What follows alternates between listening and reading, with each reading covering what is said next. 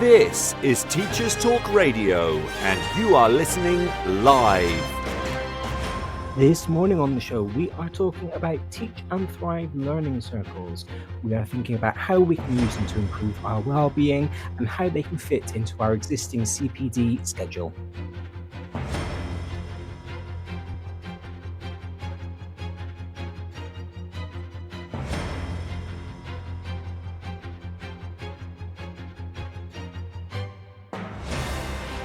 This is Teachers Talk Radio, and you are listening live. Tune in live at ttradio.org, or to join in the conversation, download the Podbean app and search Teachers Talk Radio. Follow the hashtag TTRadio. Tune in, talk it out with Teachers Talk Radio.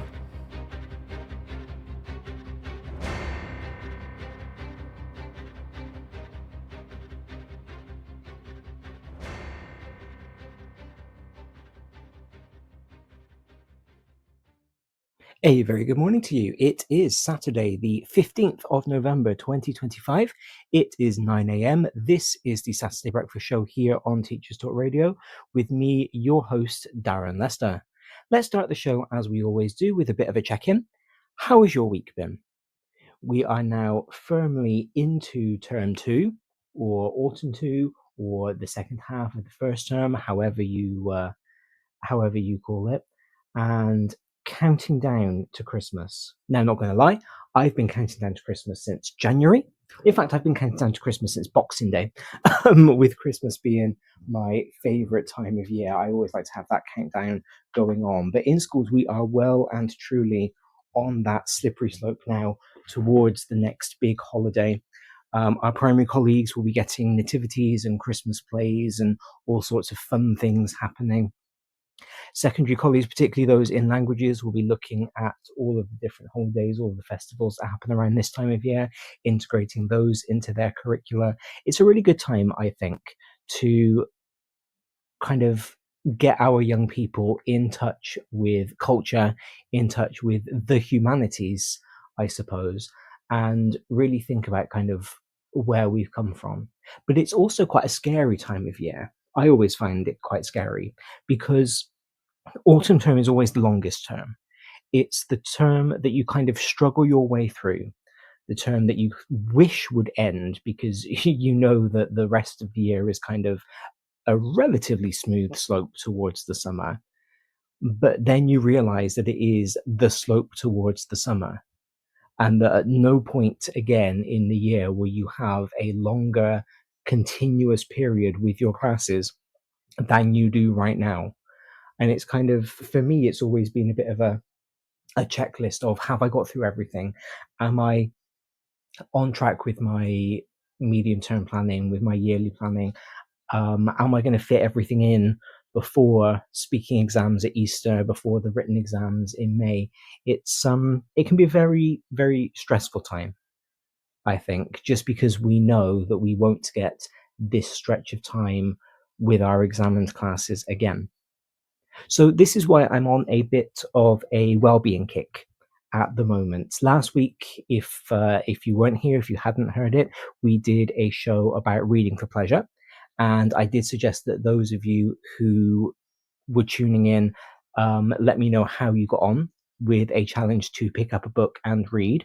We looked at how you only need 6 minutes of reading to release the same endorphins, to have the same kind of well-being effects as going for a walk, doing some exercise.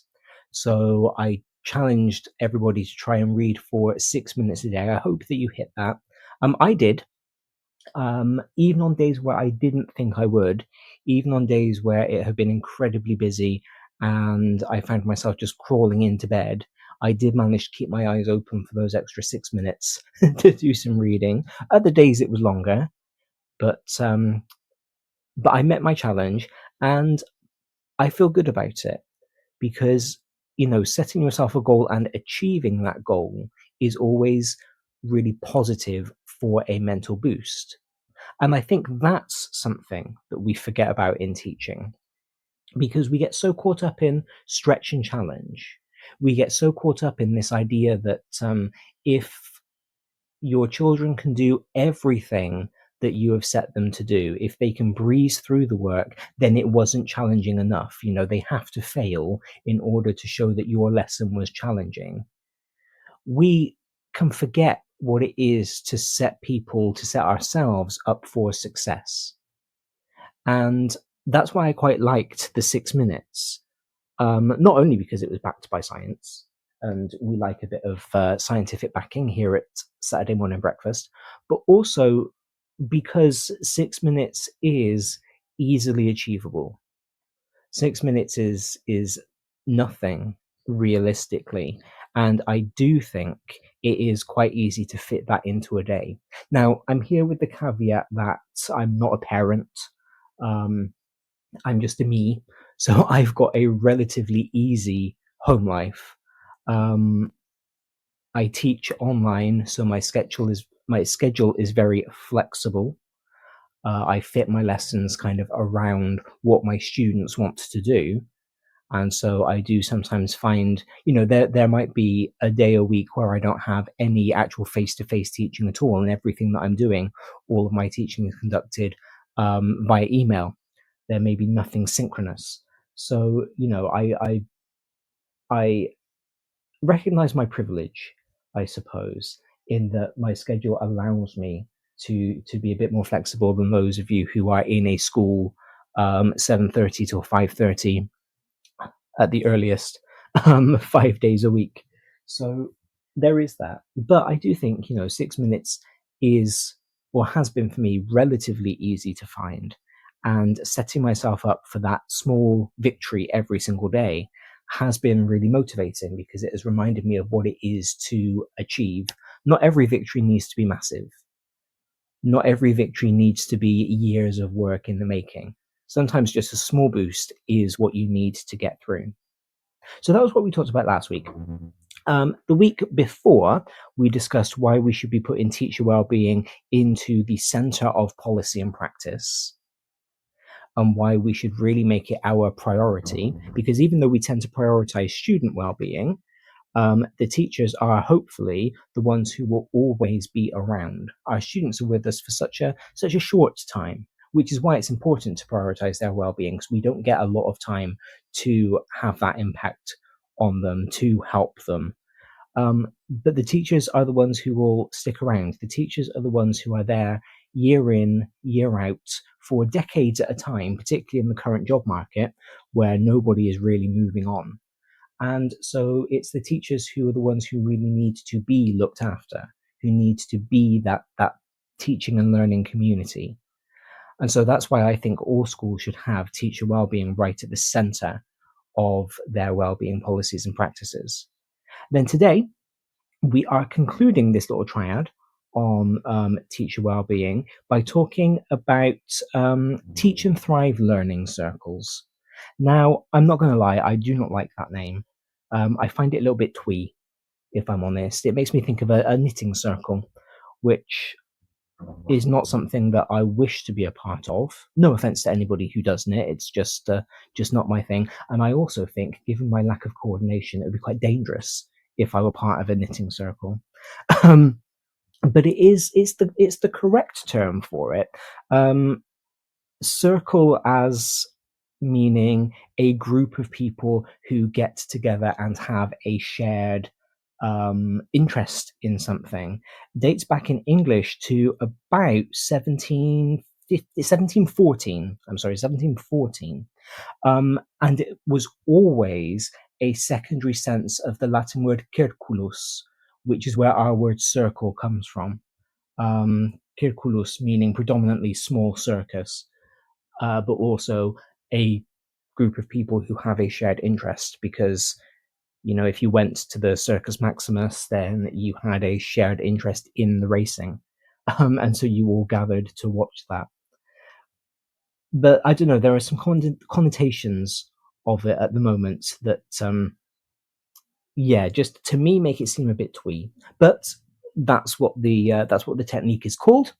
That's what we're talking about today. So that is going to be the phrase that I use: Teach and Thrive learning circles. So as always, if you've got any opinions on them, any opinions on anything that we have to say today, there are a few ways that you can get in touch with us here.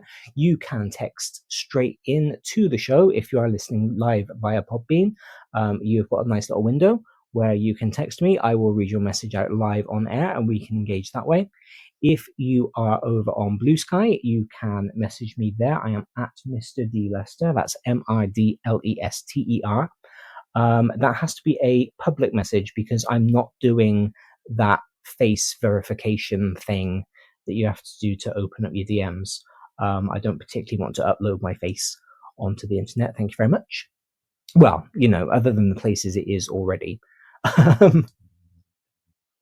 But you can message me over there and we can engage that way. And if you are listening back, if it is no longer the 15th of November 2025 for you, if you are living in the future and listening to this, you can still message me over on Blue Sky. Because, as I always say, I pick topics that I am perennially interested in, and I will always want to engage on these sorts of things. This show is brought to you in partnership with Hachette Learning, publishers of professional development books and resources that support great teaching and learning in schools around the world. Level up your professional development today and visit hachetlearning.com to explore the full range of titles. Teachers, have you heard of Bet UK 2026? It's the world's biggest education and technology event, and it's completely free for educators. From keynote speakers and panel sessions to CPD accredited workshops and networking, Bet UK 2026 is where educators from across the globe come together to share ideas, spark inspiration, and find solutions that fuel our mission to drive better education globally. Get your free ticket today at betshow.com. This is Teachers Talk Radio, and this is Teachers Talk Radio News.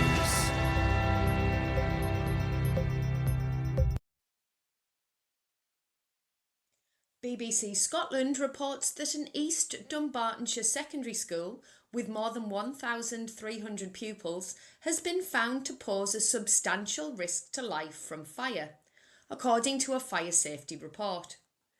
The report says that the school, named by the BBC as Lenzie Academy, had fire exits that were not easily accessible nor immediately openable, fire doors were not always closed, and were not in good condition. The EIS Teaching Union described conditions in the school as dangerous and said its members have voted to initiate an indicative ballot for industrial action. The report also found there was not suitable protection of escape routes, not all cooking appliances were maintained and in a good condition, and combustible materials were not always separated from ignition sources. 25 recommendations were made in total, but the council chief executive for the area said the school remains safe for pupils, teachers and staff to occupy, and the issues listed as immediate threat to life had already been addressed. Full details, including calls by parents for the school to be rebuilt, can be found on the BBC News Scotland website. Schools Week reports that Ofsted has tweaked its inspection framework to tackle concerns raised during pilot inspections, just days before its new report cards are due to be rolled out. Findings from 115 pilot inspections have been published, and in the narrative summary the watchdog says feedback has been really encouraging, but says some leaders did raise concerns. These issues included increased workload and pressure on staff, particularly in smaller schools, and worries about how achievement is evaluated. The changes include modifications to the size of inspection teams at smaller schools and tweaks to the inspection toolkits. Some leaders feared that schools would be tempted to be less inclusive so they could score more highly on achievement.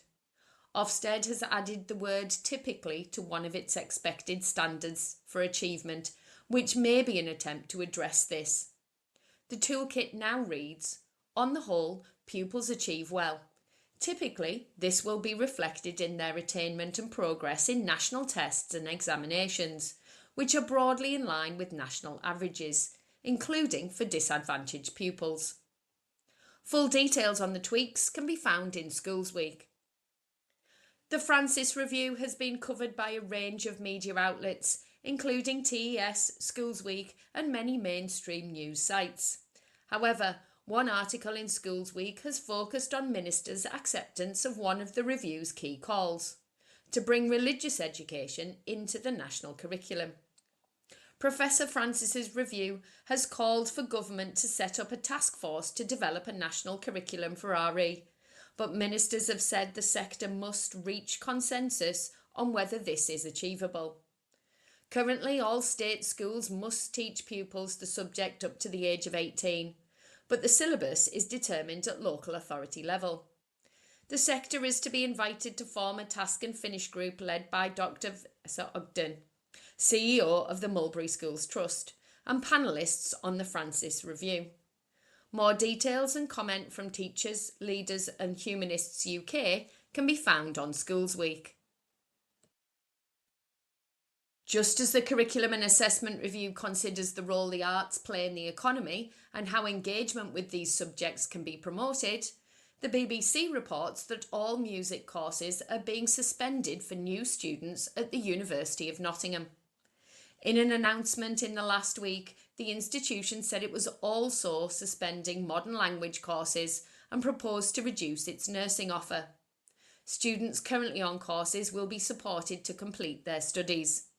The University and College Union said it is opposing the cuts. Full details of the announcement can be found online. Finally, a new university specialising in dentistry is one of the projects being considered as part of the redevelopment of Weymouth, according to local news outlets. The plans for the university are being developed in partnership with Health Sciences University and local NHS partners. More details online. This has been Teachers Talk Radio News with Joe Fox. Thank you, Joe.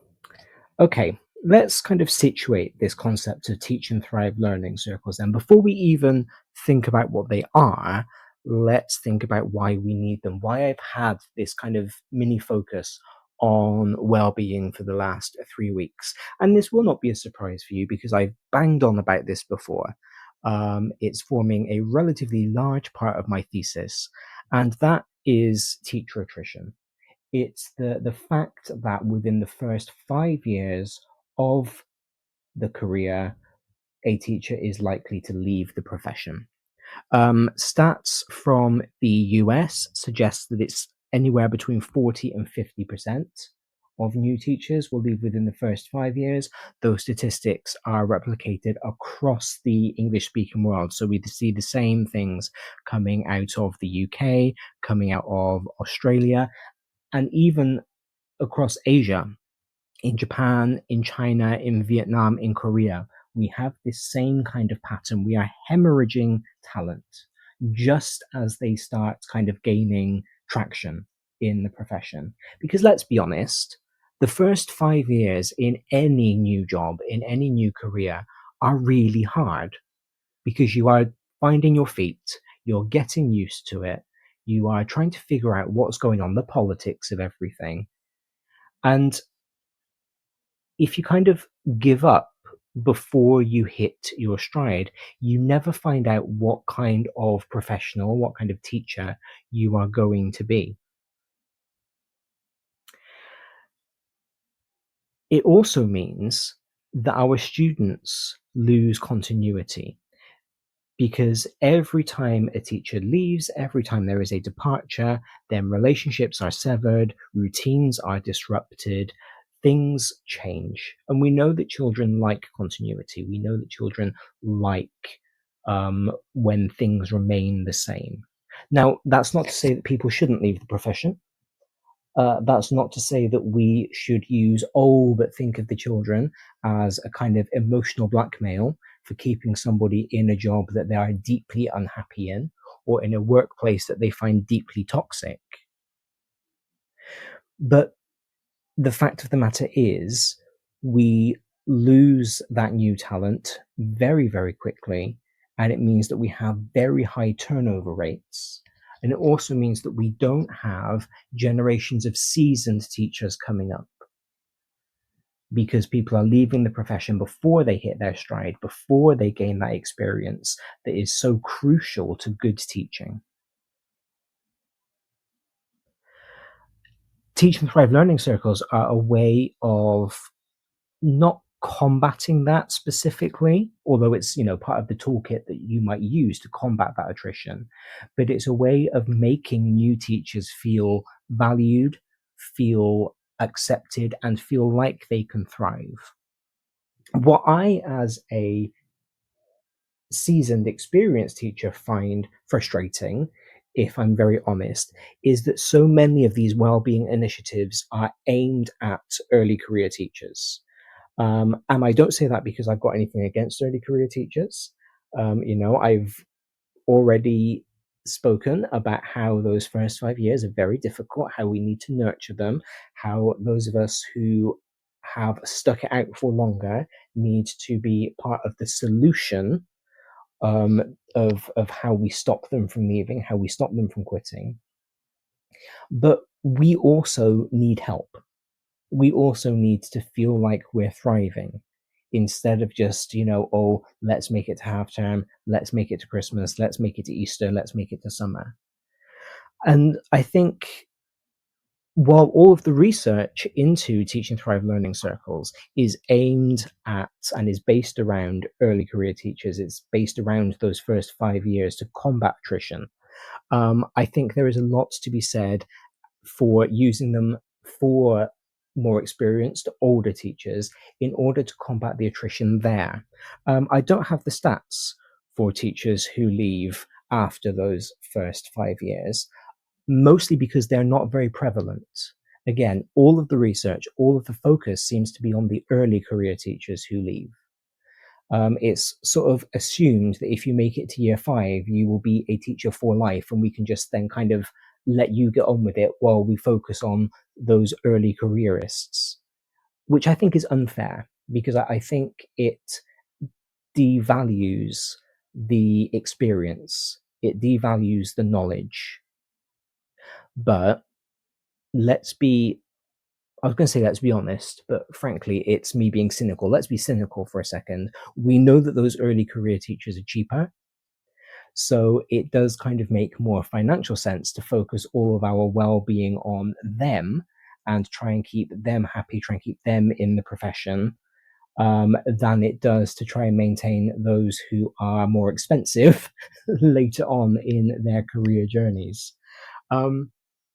Which I'm sure is not a reason why everything is focused on those early career teachers. I'm sure it is just to stop that attrition. But I don't know, I can't help but spot a pattern. Now, we're in a very odd period when it comes to academic research around teaching, because so many recent papers have to take the COVID-19 pandemic into account, because a lot of the recent research was conducted and published while lockdowns were happening. In case you don't know, in case kind of your only exposure to academic papers has been what you read at uni, it takes a very long time to get a paper published. I, in fact, submitted a paper back in February to a very well-respected journal. I'm expecting to get it rejected, because I think that the journal is out of my league. But if you don't try, you don't get. And I've just given away the ending to my story because I told you I'm expecting. I still haven't had a decision yet. And in fact, I logged into the portal where you upload the papers the other day, and it's still with reviewers. So it's not even that it's been through the review process and they're making a decision.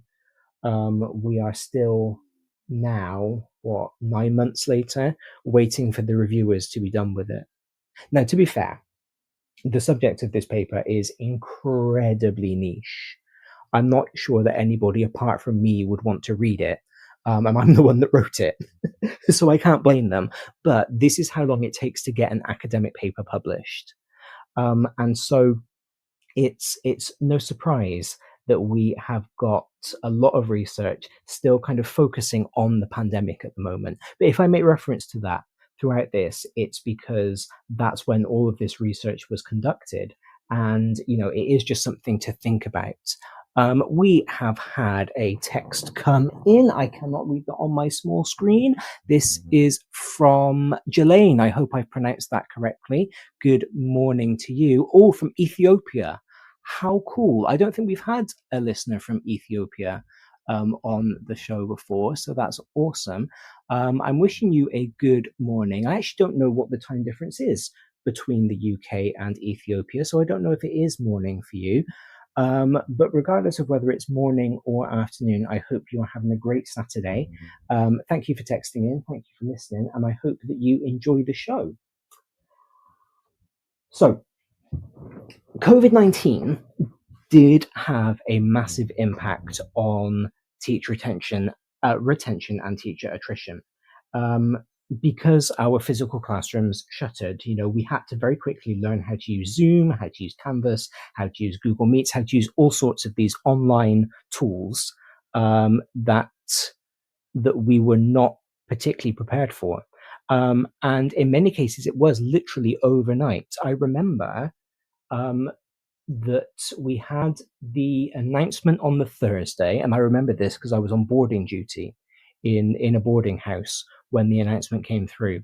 We had the announcement on a Thursday evening in the UK that schools would be closed, that we were going to go into the lockdown that would theoretically start. Oh, no, actually, to be fair, they were very clear. They said that it would start at the end of the school day on the Friday.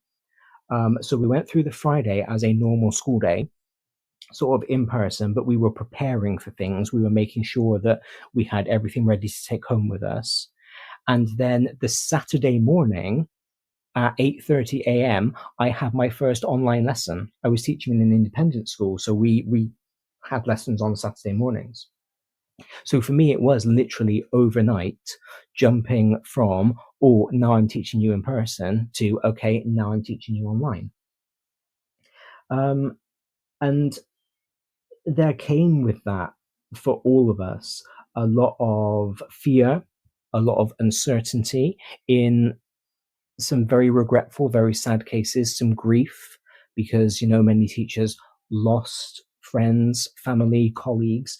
It was a scary time, I think, it was a scary time to be a teacher. And I think it must have been a very scary time to be a new teacher. Now, I've spoken before about how, for me personally, the lockdowns were a bit of a lifesaver. They were certainly a career changer because they opened up the possibilities of teaching online, of how I could shift my own career more towards teacher training, more towards doing things like this. It was through the lockdown where I was kind of coaching some of my colleagues through using the online tools that I realized I quite like talking to teachers and giving teachers ideas. It was during the lockdown that I started to do my very first seminars. I spoke at some very prestigious language events that I won't name because I got in trouble last time I named them. And I think, if I'm very honest, I was only accepted because they were also shifting to being online. And so we're just scrambling to find people who were comfortable delivering online talks. But that was what got me into giving talks. It was through giving talks that I discovered TTR, and it was through going and giving a talk at a Teach Meet with them back in 20, whenever that was, that I met Tom and that I was given my opportunity for my show on a Saturday morning. So for me, the pandemic, the lockdowns, it was very positive. I look back on that time as being a very positive time in my life and in my career. But that was not true for everybody. A 2022 National Education Association survey conducted in the US revealed that 90% of US teachers named burnout as a major problem, both during the pandemic and in the immediate aftermath.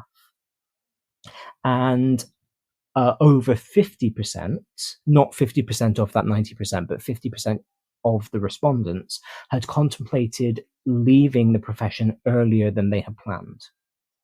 So we have got, within the past 3 years, a profession that is already hemorrhaging newcomers and has its stalwart teachers suffering burnout, considering leaving. Now, these statistics, they give us the scale, but they don't give us the humanity behind what's going on. So let's think about Jenna. Jenna is an honors graduate. She did her student teaching in what the Americans would term an urban school. She accepted a 4th grade, so year 5 teaching position. Within 6 months of her teaching, she was spending her weekends in tears. She was doubting that she was actually called to be a teacher, and she found herself losing sleep.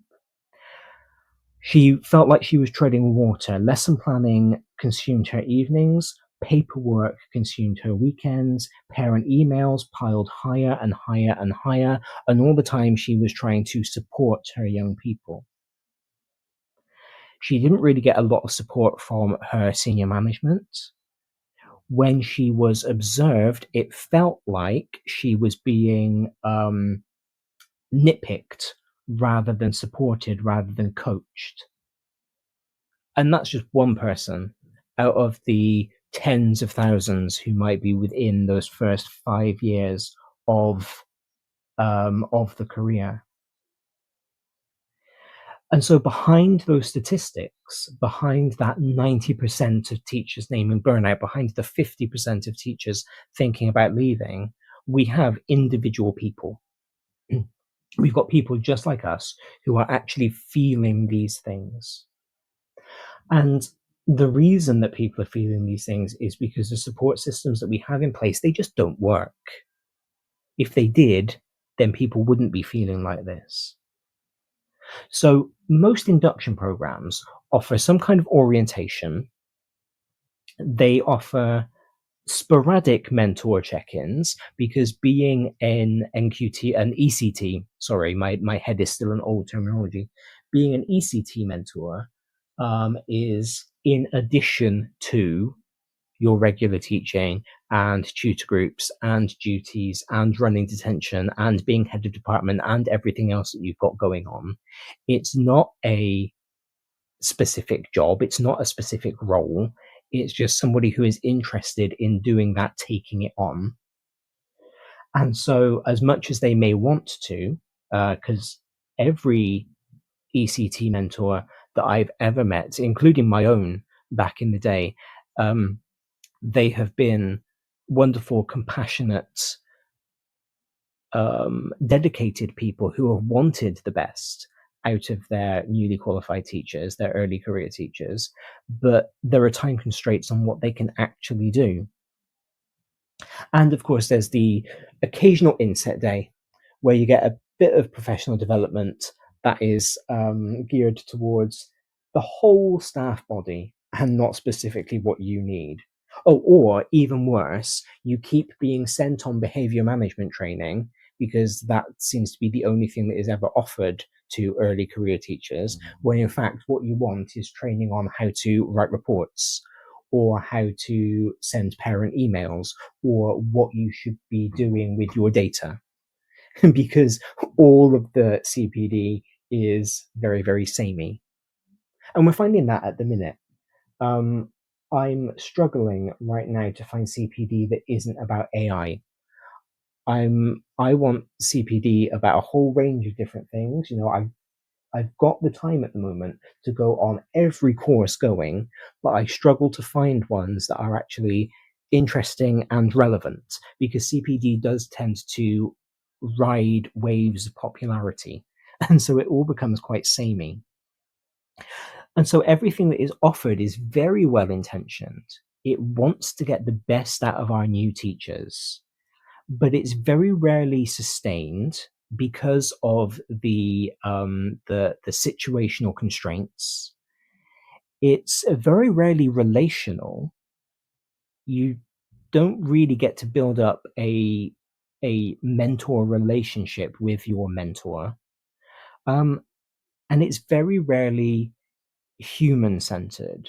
It's profession-centered, or it's kind of generically centered. You know, what do we think an ECT looks like? What do we think an ECT needs? And let's just do that. And so the early careers educators in the studies that I've been reading this week, they've usually felt that all of the support that they are offered is a bit of a one-off rather than an ongoing lifeline. It's kind of up to you to recognize, oh, I'm not very confident in writing reports, so I'm going to go and ask for some help. And then when you ask for help, it's up to somebody else to be willing to give you that help. But this gap isn't only technical, because teachers need skill building. Yes, you know, we all need that behavior management when we get started. We need that writing reports, sending parent emails, all that stuff that I've already talked about. But it's also about identity building. Teacher is an identity. I think living in capitalism, it's pretty much impossible for your job not to be an identity. Even if it's not your full identity, it will make up a big part of who you are. It's quite often, when you're getting to know somebody for the first time, it's quite often the thing that you will ask, because it's what everybody has in common.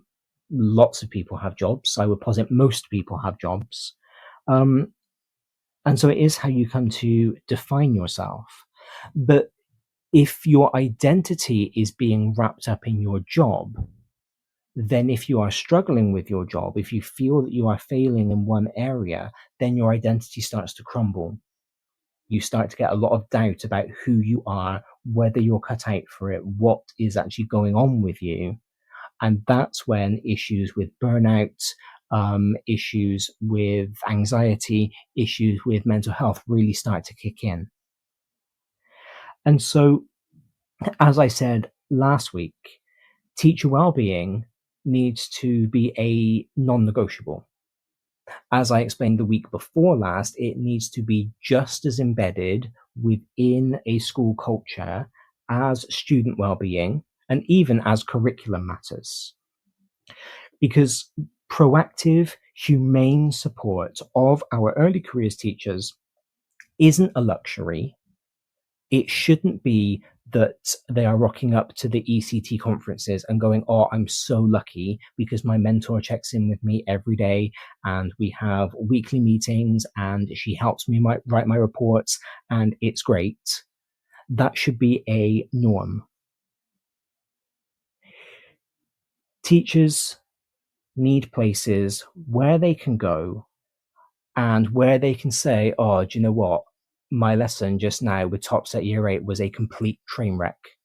And they can do that without feeling judgment and they can get support to fix it. But the thing is, it's not just the early careers teachers that need those things, that need those spaces. All of us do, because teaching is an identity. And as you become more secure in your capacity as a teacher, as you become more secure in your ability to teach, then that identity becomes more secure.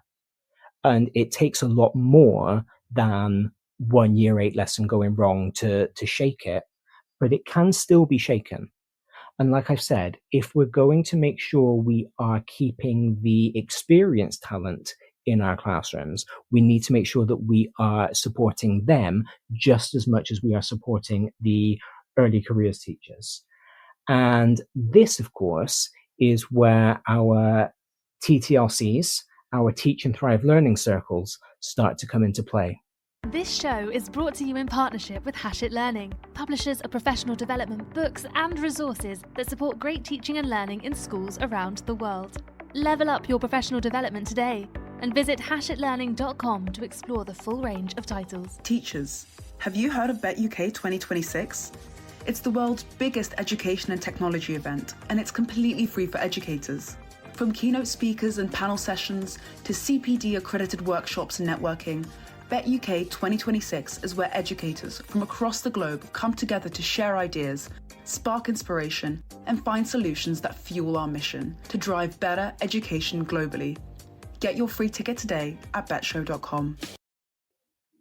Now, the foundations of Teach and Thrive Learning Circles are actually incredibly straightforward. This is one of the kind of easiest where has this idea come from segments that I've ever had to research, because they started with a very simple premise. Early career teachers deserve spaces where their humanity is honored as much as their instructional skill. And Christina Valtiera, who was a teacher educator at Colorado College, noticed that this was missing. So year after year, she was seeing these strong, caring graduates go into the classrooms. They were full of hope. They were full of dreams, passion. They were bright-eyed and shiny-shoed. But they very quickly faded under the relentless weight of the expectations. And so she started to ask herself a question. What would happen if we built an ongoing community for those teacher trainees, for those early career teachers? And of course, I'm widening that out to our mid and late career teachers as well. That was not just a pre-service course, not just a mentor assignment, but a circle. So again, going back to that original Latin idea of a circle being a group of people with shared interests that gave them space to breathe each and every month. And it was from that question that TTLCs were born. And I love that. I really love that because it's so simple and because it happened. How often in education do we identify a problem? We're very good at spotting problems as teachers, but how often do we identify a problem, complain about the problem, but not actually do anything to try and sort it?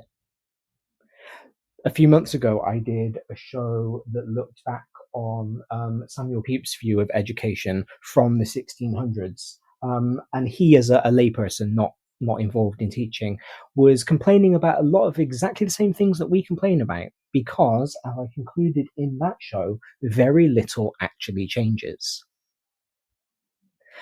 Now, making change is hard. Making change requires bandwidth. It requires emotional labor. It requires time. It requires a lot of things that we quite often don't have the capacity for after a long day of being in the classroom. But if we, the ones in the profession, are not the ones making change, then who is going to? Because nobody else needs this change.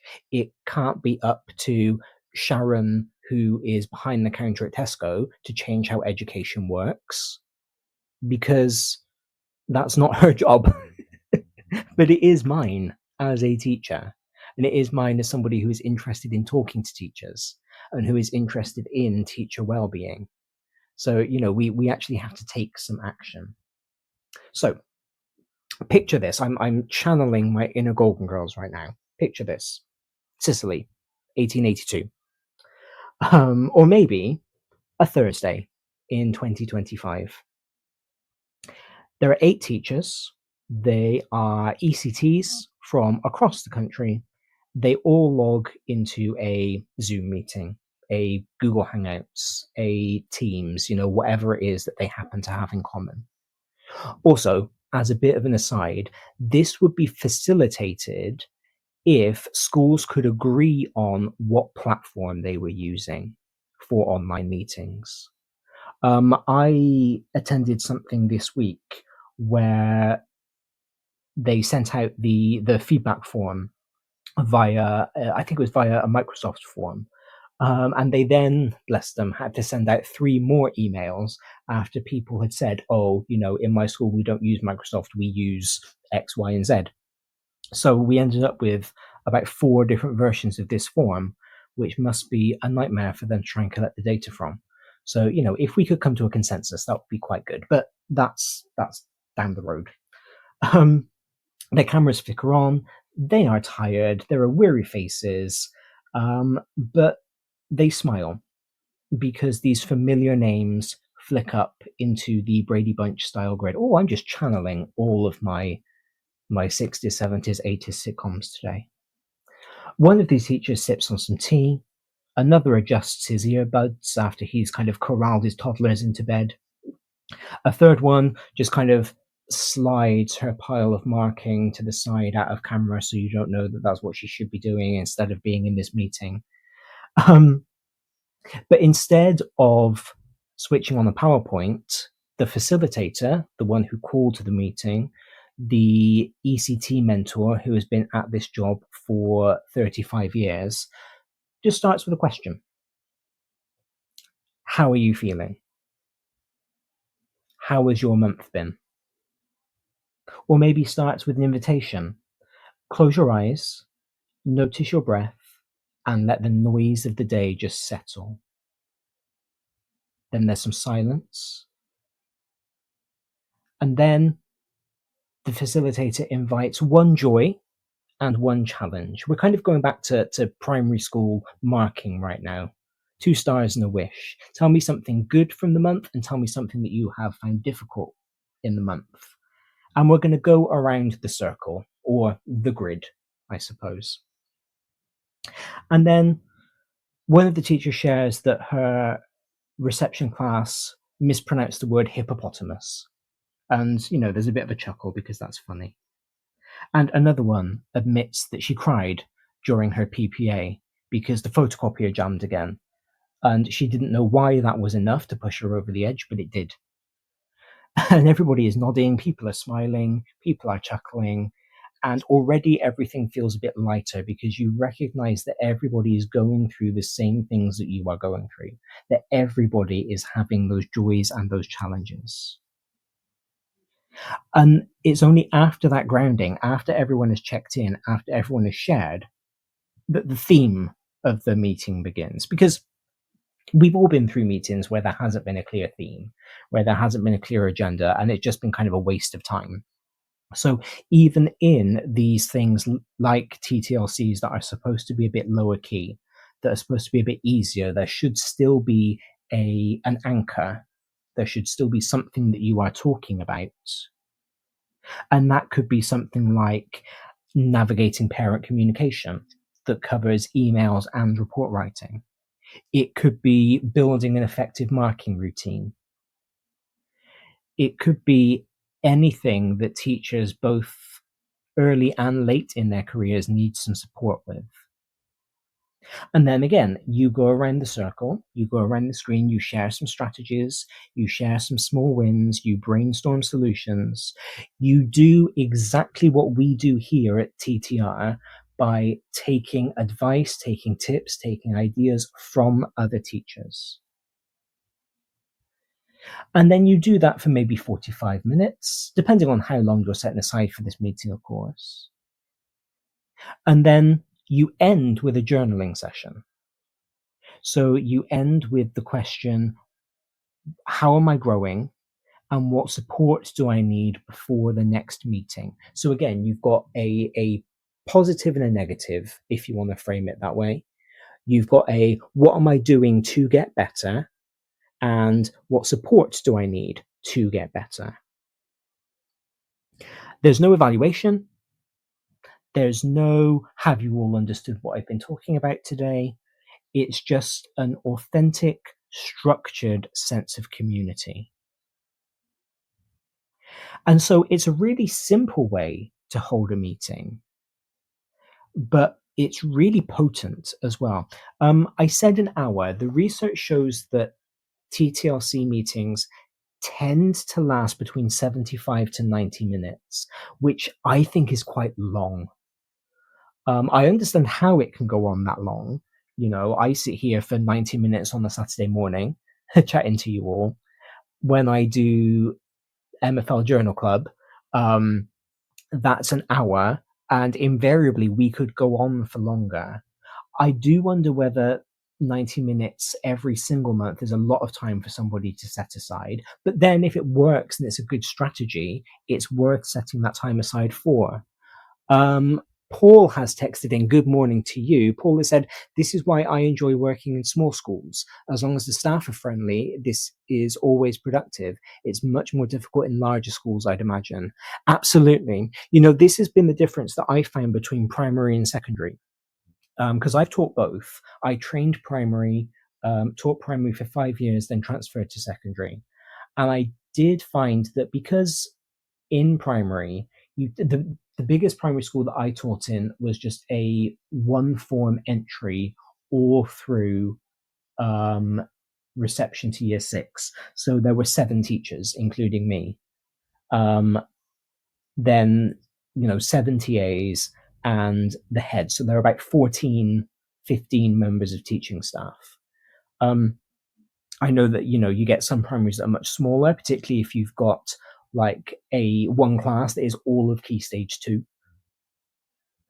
But there is that ability to sit in the staff room, even if it's just at break time, and even if you're not like consciously creating a TTLC, if you're not actively making a circle, just sitting at break time and having a discussion with people can kind of form that same, can fill that same gap.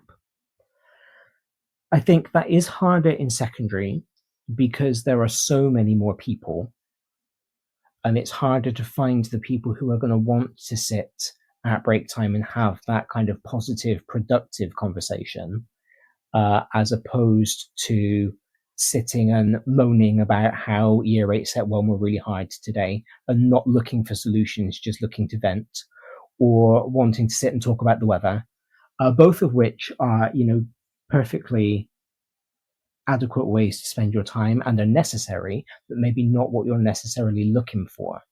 So yeah, Paul, I agree with you. I think it is much easier in smaller schools to find that community than in larger schools. But this is also why I think that online communities can be just as valuable as in-person ones, because you cultivate that community. It's kind of what we've done with Journal Club, where anybody can go on to the TTR website and sign up for it, get the emails, get the journal articles, then come onto the Zoom meeting and share from across the UK. And I wouldn't necessarily get the same interest if I were just sending the articles out to people in my school or in other schools that I've worked with or in my catchment or whatever it might be. The downside to building an online community is that it's not as immediate. In a smaller school or in a small faculty, you can at least very easily arrange to spend break time together, or you might just have lunch together by happenstance. Whereas if you're building it online, you've got to schedule it, you've got to arrange it. But then there's something to be said for that arrangement, because it makes you think about what you're doing. It makes you consciously take that well-being time. And that in turn, knowing that you are focusing on your well-being is also a good thing. So yeah, I think ultimately it's probably swings and roundabouts, but I do think you're right. I think it is easier, or at least it's more immediate and easier to facilitate in smaller schools, but it does rely on everybody kind of wanting to have that same sense of improvement and that same sense of community. So yeah, if we're going to take like a 75, 90-minute session, generally it would break down into approximately 5 minutes of centering right at the beginning. So it seems a bit kind of new agey, but the idea behind that is to make sure that you are coming into the TTLC being reflective rather than reactive. Because it would be very easy, I think, if you've had a really bad day, to go into the TTLC and just moan about how rubbish you are as a teacher and kind of use that as an opportunity to vent, but not to actually put anything into place, which eradicates that thrive element. So by opening with 5 minutes of breathing or visualization or journaling or, whatever it might be, it facilitates that shifting from a frantic school day energy into a kind of more reflective mode.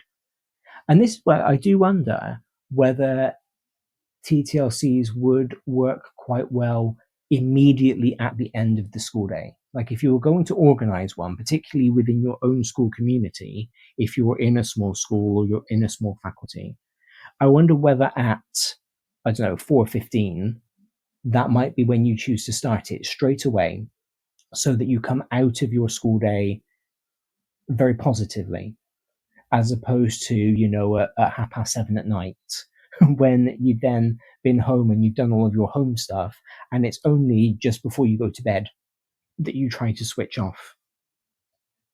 You then have about 10 minutes of your relational check-in. So that's your round of sharing.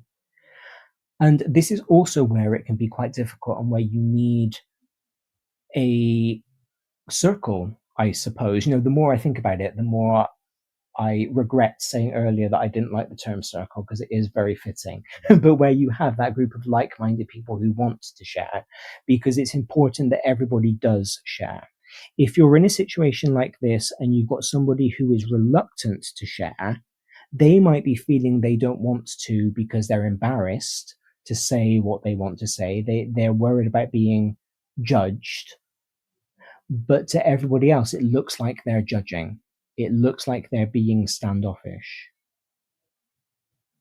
So if you are cultivating a TTLC, or if you are taking part in one, you've got to be ready to be open and honest with the group. Otherwise, it's not going to work.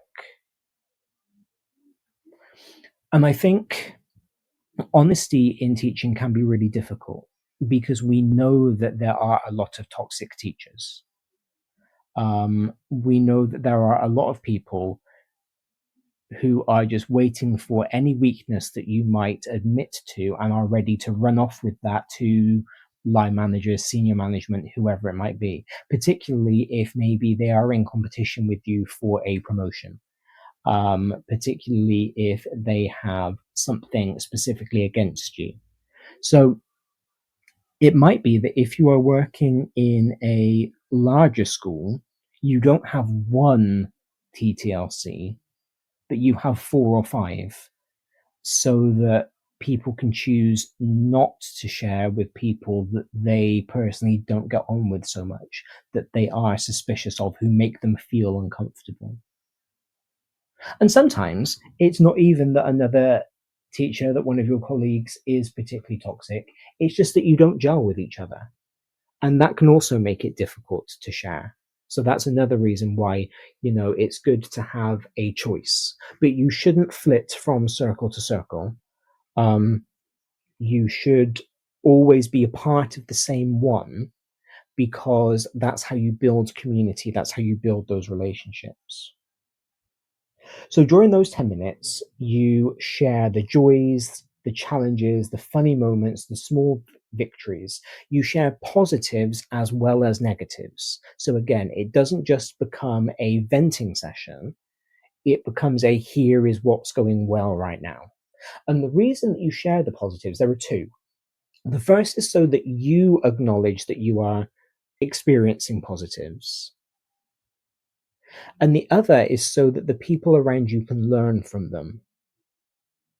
Because if you say, year 10 set 3 have been a struggle this whole term, but do you know what? I read them a story as if they were in year 3 and they loved it. They're really excited for next week when we're going to carry on the story. Then that could be a technique that other teachers pick up with them. Or even if not with that same group, because we know that if everybody is reading year 10 set 3 a story, then they're very quickly going to get tired of being read to. But it might be that somebody else tries it with year 7 set 2 and it works for them as well. And you've then found this strategy that you can kind of spread through the cohorts that is going to get them on side.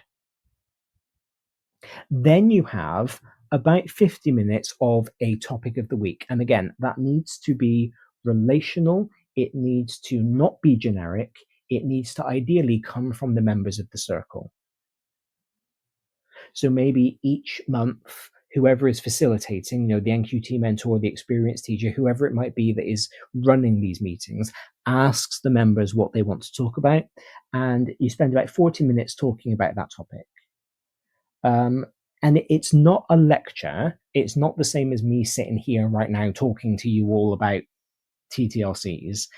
It's a blend of the facilitator talking with the teachers asking questions, sharing ideas, having a dialogue. So the idea there is that the person running the meeting kind of keeps control of it and keeps everything on track, and corrects somebody if they've got a misunderstanding, or suggests some reading if somebody doesn't know what they're talking about, but encourages that conversation, because that's how you make professionals feel valued, is by recognizing that regardless of which stage in their career they're in, they have experiences, they have ideas, and they should be able to share them. And then you finish off with this journal, a written reflection and some intention setting. And as we talked about back in September when we did our goal setting workshop, we are able to remember things better when we write them down. Goals tend to make more sense when they are written down. And so by taking a few minutes at the end of that workshop to actually put in writing what you want to get out of something, what you want to do with something, you are able to make more sense of it in your own head, and you are more likely to then put it into action, which is the main thing. Because what is the point of having a goal if you're not actually going to do anything to work towards it? So now that we know what the TTLC is about, how it is structured, how it thrives, let's have a think about why it matters. This show is brought to you in partnership with Hachette Learning, publishers of professional development books and resources that support great teaching and learning in schools around the world. Level up your professional development today and visit hachetlearning.com to explore the full range of titles. Teachers, have you heard of Bet UK 2026? It's the world's biggest education and technology event, and it's completely free for educators. From keynote speakers and panel sessions to CPD accredited workshops and networking, Bet UK 2026 is where educators from across the globe come together to share ideas, spark inspiration, and find solutions that fuel our mission to drive better education globally. Get your free ticket today at betshow.com. Okay, now I'm not a psychologist, so please do take this with a huge heap of salt. But there is something in human psychology that tends to like the physical concept of a circle. People, for as long as there have been people, there have been gatherings. People have gathered to mourn, people have gathered to celebrate, people have gathered to decide, people have gathered to learn. And the circle creates some kind of equality. It creates a sense of equality. Now, it's not always equal. Some circles are more equal than others. Again, if we think about the circus, from which our word circle comes, in ancient Rome, when you went to the circus, you had your very specific seating area. So even though it was a circle, the level that you sat on was very, very important, and it showed your social status. So, we have always found ways to get around the circular equality, but the metaphor of the circle, the concept of the circle, has always been about equality. Whenever I think about these things, I always think about King Arthur and his round table, because the idea behind the round table was that King Arthur's court were equal in rank to him. He was supposed to be this, amazing god king because he took his knights' views into account just as much of his own. And so in a Teach and Thrive learning circle, you're probably not going to sit in a circle. I mean, you might do if you are in a school and you are doing this physically. you might decide to sit in a circle. What I would suggest, if you are thinking about organizing a physical TTLC after hearing this, is that you try and do it either in a hall or in a drama studio or in a classroom where the tables are easily moved. Because I think what you don't want is to be sitting behind a table. You will probably need a table, actually, now that I think about it, for the written reflection, although you could just balance your journal on your knee. But the table creates a physical barrier. So even if you're sitting in a circle, if you've got a table in front of you and the person opposite you has got a table in front of them, then you have that physical barrier, two physical barriers between you. So you may feel equal, in inverted commas, to the people on either side of you, but as you go round the circle, you kind of become less equal because of that physicality. And again, the whole point of the circle is that it's psychological, that it breaks down those barriers, that it creates a perception of equality. So you want to make sure that you are doing whatever you can psychologically. And again, I'm not a psychologist. This is just kind of things that I've read. But you want to do whatever you can to psychologically break down those barriers. And that involves, where possible, not having physical ones. You may also want to be aware of how you're sitting and whether your body language is creating a barrier. Because if you're sitting with your legs crossed, that's a very defensive posture. Whereas if you are sitting in a more relaxed, kind of open posture, then that is inviting people in.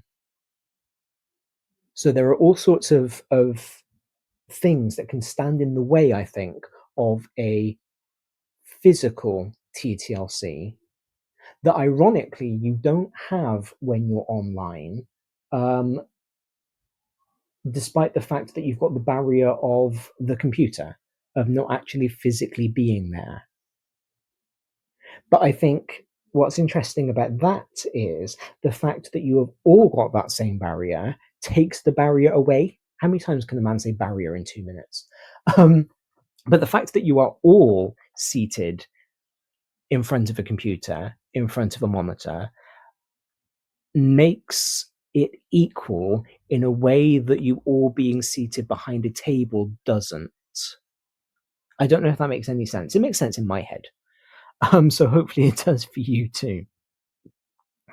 But generally, if you are doing this online, then the circle is going to be symbolic because you are probably, like I said, going to be Brady Bunch style in a rectangle on the screen. But the whole point of it, the whole point of this circle, isn't the shape that you're sitting in, although it could be. It's the fact that everybody's voice matters. It's not really even about equality. It's not about pretending that the ECTs have as much experience or as much knowledge as the experienced teacher who is facilitating the conversation. It's just about recognizing the importance of the voice. It's about recognizing the importance of the people who are in that meeting. And it's about saying, yes, you may be less experienced as a teacher than I am, but you are just as valued, you are just as important, you are just as valid as a human being. Now let's consider how different that feels to your regular CPD, to your inset, to your twilight, whatever it might be. You are sitting under your fluorescent lights. You are struggling to see the slide deck that's up on the screen. There may be a turn and talk to your partner because the facilitator, the PD developer knows that that's good practice and so kind of does it as a bit of a tick box. But you don't talk about whatever is up on the screen. You talk about how much marking you've got to do, and you would rather be in your classroom doing that than sitting in this professional development.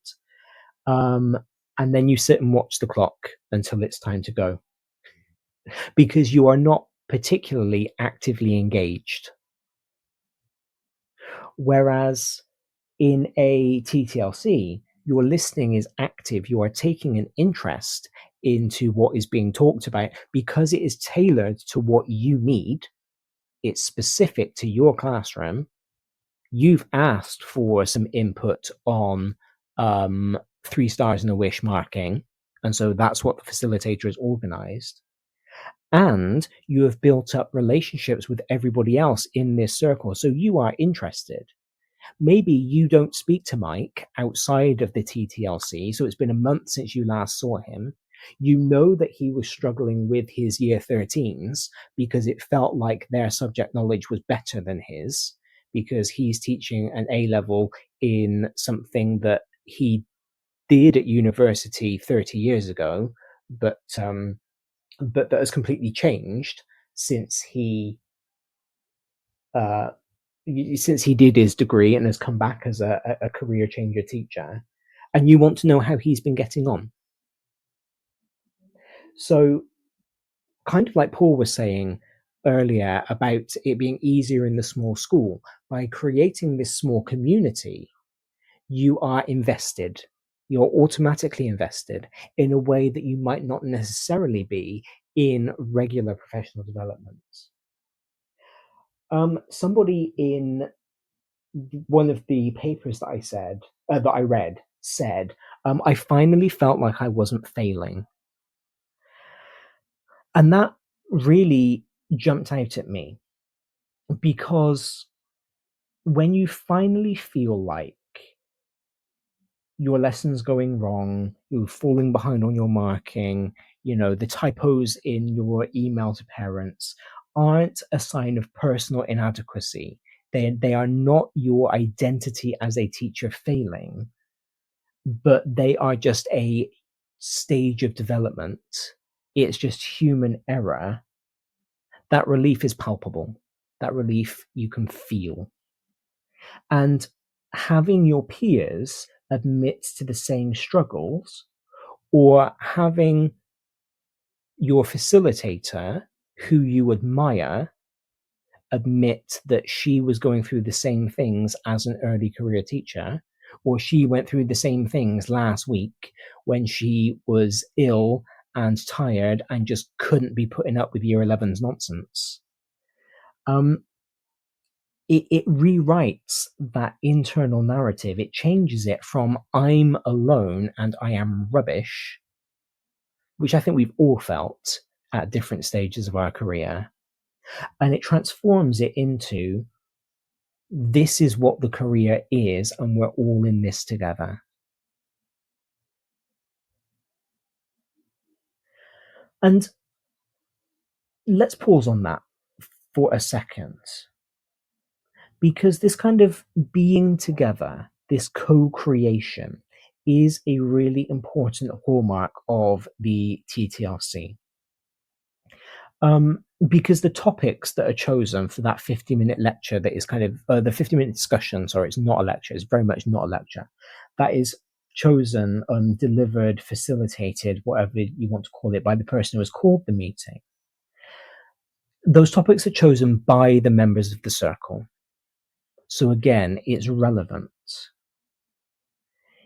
In the very early cohorts of this study that I was reading, the participants brainstormed different pain points and different aspirations, and they ended up coming up with 5 key themes. So again, if you're thinking of organizing a circle, this might be where you start.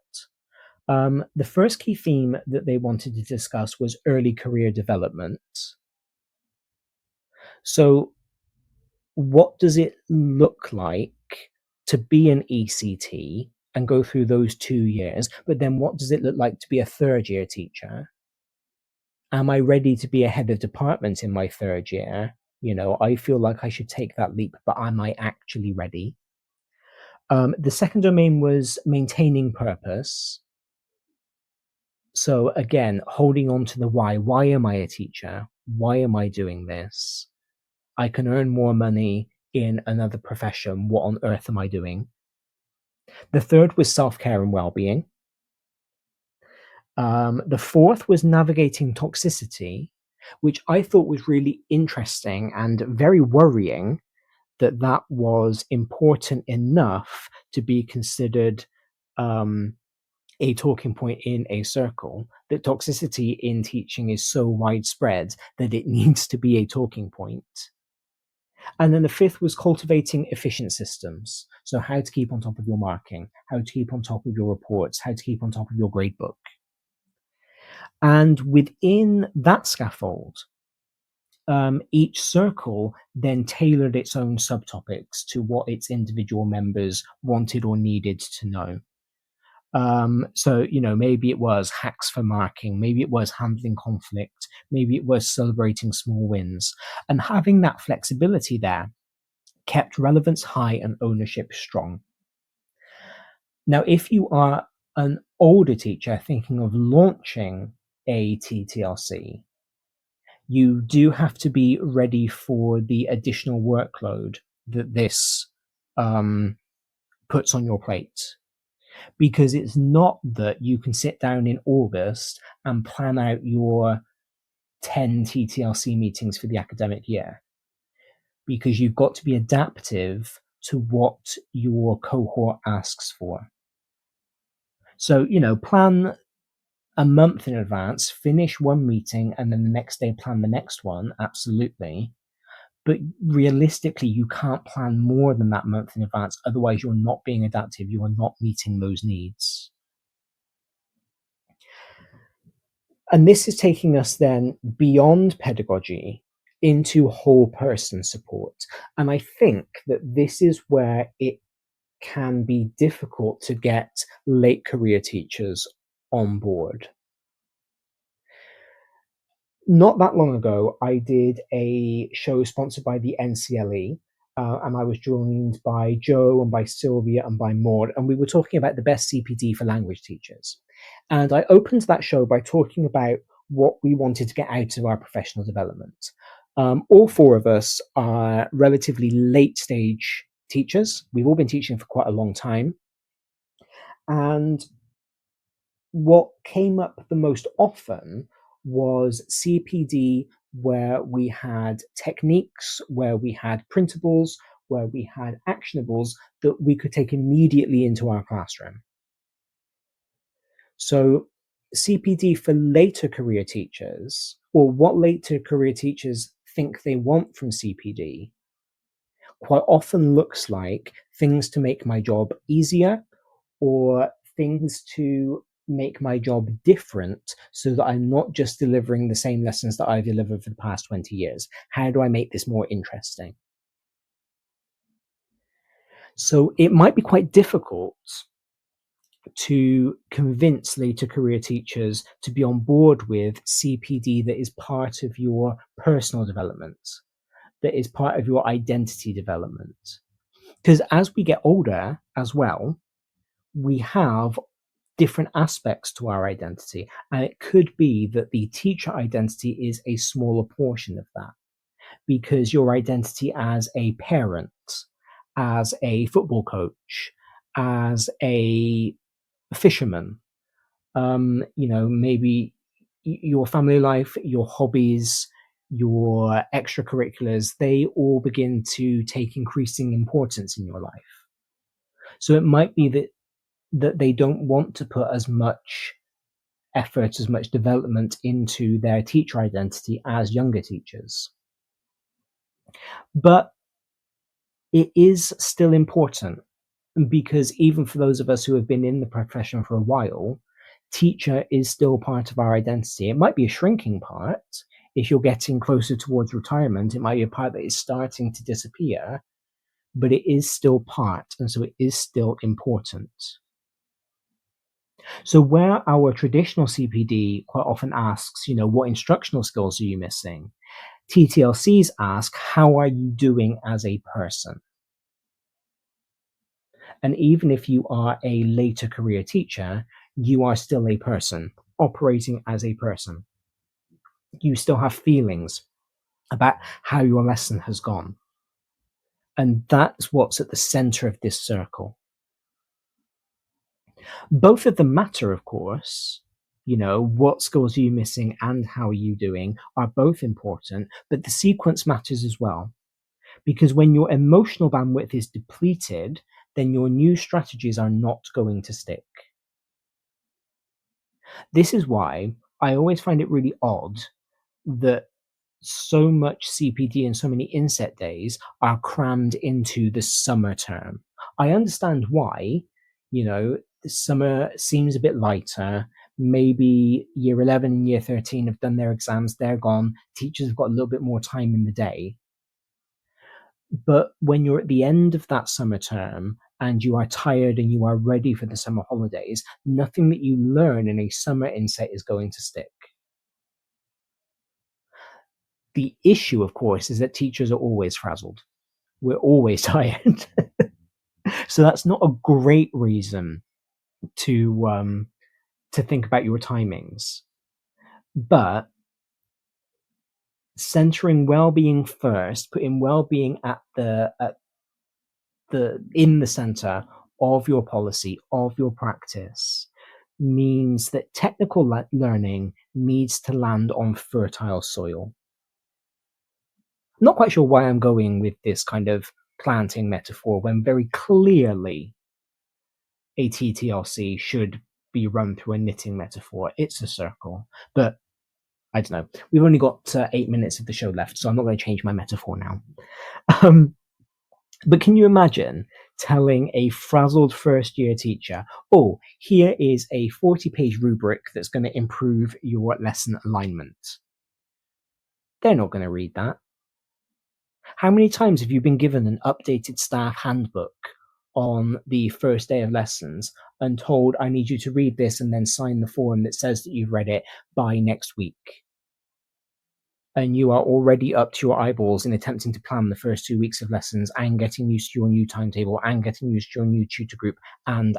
And so you don't really read the handbook, you just sign the form to say that you did. But now let's imagine saying to these teachers, let's talk about the load that you're carrying right now. Let's talk about how we can build a system so that you don't get the Sunday scaries, so that your Sunday evenings are not filled with panic.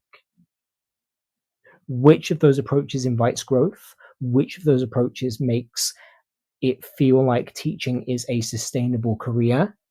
The second. And early evaluations of TTLC cohorts, because remember, this is from a 2022 study, so this is relatively new.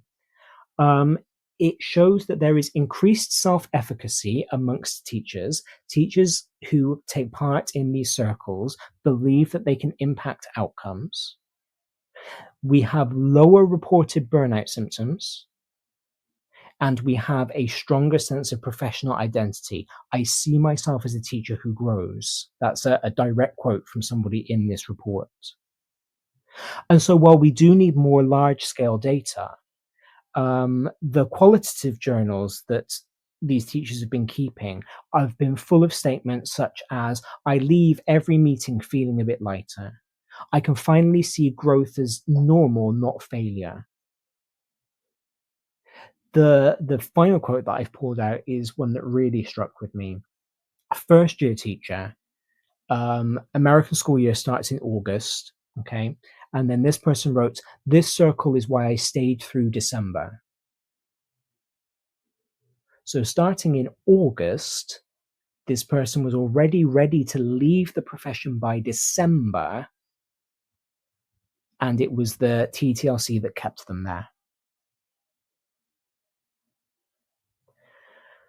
Now, I don't know how we can make TTLCs more widespread.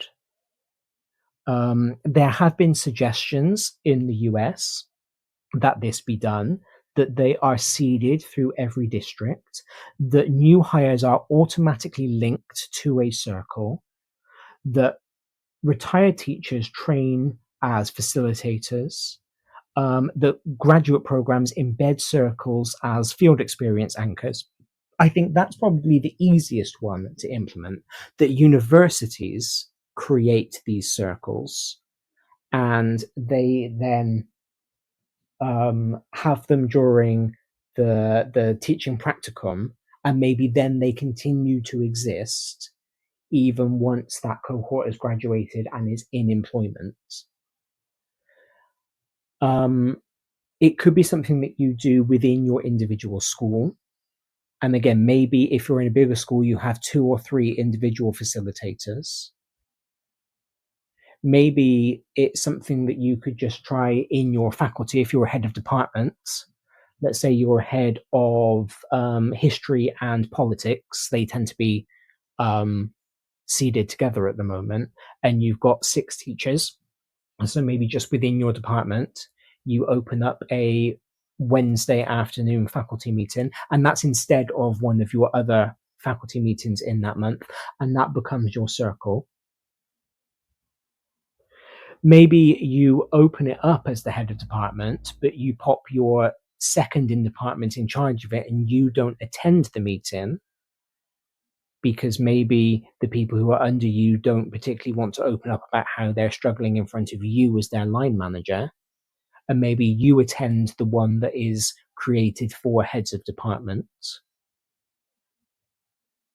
Maybe you go to a Teachers Talk Radio event and you meet other teachers there, and you kind of facilitate your own little circle just with the people that you meet, your table mates. Maybe you set up a monthly Zoom in advance, and you have a QR code on a business card ready to go, and you just hand that card out. Our first meeting is going to be on Wednesday, the 14th of April, and you go with that. I don't know. But I think it's a good concept. And I think that it's something that is worth exploring, because I think communities of practice, this idea where you've got a lot of people who are engaged in the same profession, the same thing, all working together, creating a community, those are really powerful. That's got a lot of evidence backing to suggest that they help to keep people focused and on track.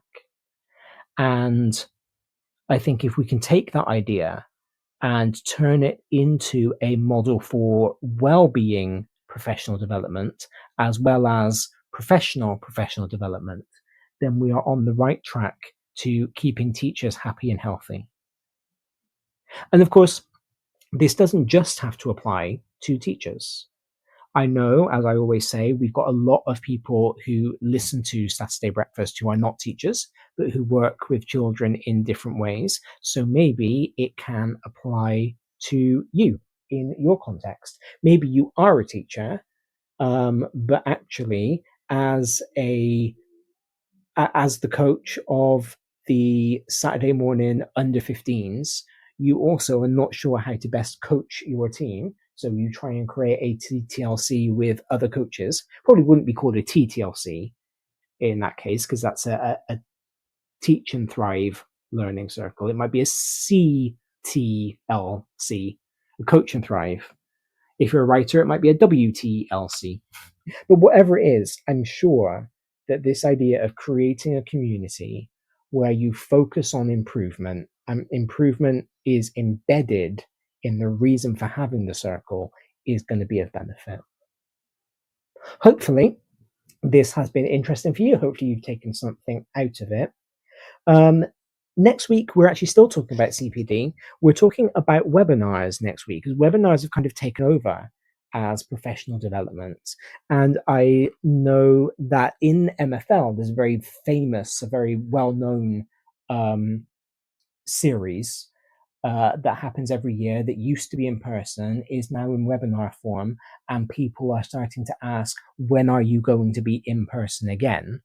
I think people are generally wanting in-person events as much as webinar events. So next week, we're just going to check in, and we're going to talk about why webinars continue to be relevant, even if we are wanting to make that move back to in-person CPD. So do tune in for that one. In the meantime, I hope you have a great week. Make sure you read 6 minutes a day. Try and find those 6 minutes to keep on top of that. I'm going to keep banging on about that. Have yourselves a lovely rest of the weekend. Thank you very much, and goodbye.